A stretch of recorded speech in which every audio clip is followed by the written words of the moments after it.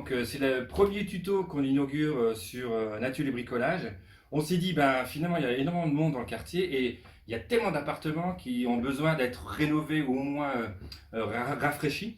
Et on s'est dit, ben, voilà, on vous propose un tuto peinture. Nous sommes au sein du magasin Pour Rien, donc un magasin qui est situé 11 rue de Jeune de la Croix. Nous profitons effectivement du couvre-feu et du confinement pour le rénover. Donc un lessivage des murs, une nouvelle peinture, et cela pour accueillir au mieux les habitants du quartier. Voilà, alors avant de commencer la peinture, il faut bien prendre soin de prendre la mesure. Donc un mur, quand vous calculez un mur, vous calculez forcément sa surface. Donc la surface, c'est scolaire. Une surface, c'est tout simple, c'est longueur fois largeur. Voilà. Et ça vous donne la surface du mur à peindre.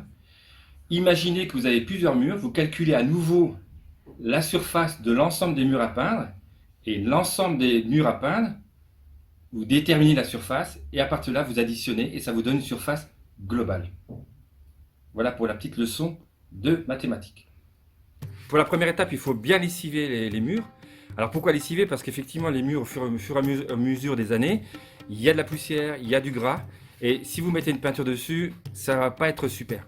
Vous prenez de l'eau chaude, vous mettez produit type Saint-Marc, vous mettez 2 éponges, comme ça vous aide. Important pour moi, l'huile de coude, droit et gauche. C'est un don de la nature. Vous verrez, ça c'est efficace. Et vous commencez à frotter en faisant des petits ronds. En frottant, et restez quand même concentré sur une surface précise. Ne vous étalez pas.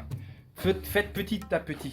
Voilà. Et vous lessivez petit à petit, tac tac, et au fur et à mesure on avance. Voilà. C'est pas une course. Attention, quand vous lessivez l'eau qui va ruisseler sur le sol, pensez à bien nettoyer le sol avec une éponge ou avec une serpillière.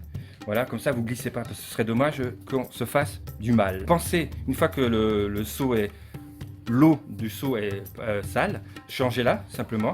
Vous la nettoyez, vous remettez de l'eau chaude propre, vous remettez du produit type Saint-Marc, et c'est reparti. Chapitre sécurité pour moi, dans l'appartement vous avez la partie électrique. Moi ce que je vous conseille, c'est avant de nettoyer cette partie-là, coupez les fusibles comme on disait les anciens, et vous passez de l'eau, alors légèrement, jusqu'à ce que ça s'enlève, et après, une fois que c'est fait, vous pouvez passer encore un petit chiffon sec pour que les capots des circuits électriques soient propres.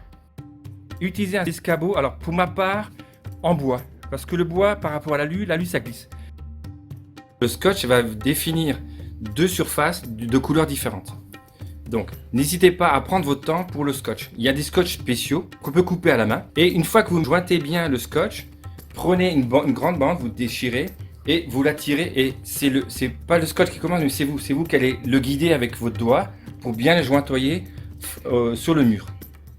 Voilà. Une fois cette opération faite, il suffit que par exemple votre scotch ne soit pas suffisamment grand, vous le coupez et vous remettez un autre scotch.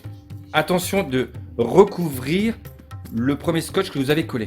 Comme ça isolera bien les 2 scotch ensemble. Autre chose aussi, parce qu'effectivement sur les murs, on a parfois des rugosités, un papier un peu plus épais que d'autres. Appuyez bien fortement sur le scotch pour que la peinture ne passe pas à travers.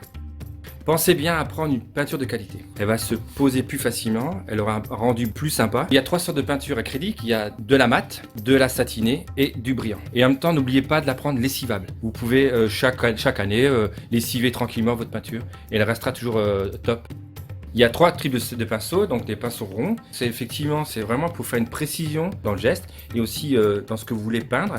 Il y a le pinceau plat, pour moi personnellement c'est quelque chose entre les angles. Vous pouvez facilement passer ça entre les angles.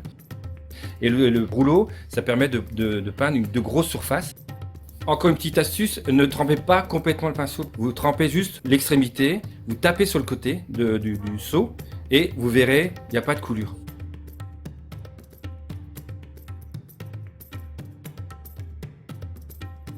Vous avez aussi un sens vertical, vous posez verticalement et vous posez aussi horizontalement. Donc comme ça, les 2 passages se couvriront largement la peinture.